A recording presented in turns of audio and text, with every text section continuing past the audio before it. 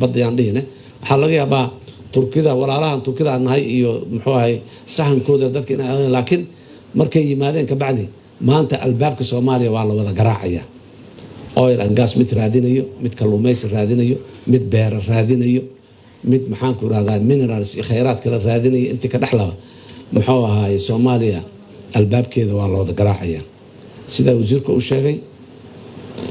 in badan oo kamid ah xeerarkii waxaas dhiirigelin lahaa ee dawladdu laga rabay Soomaaliya way sameysay haday tahay damaanad qaadida investmentiga ninka meeshan damaanad qaaday xeer inuu jiro ana xeer difaacayo hantidiisa oo biri aanay dhicin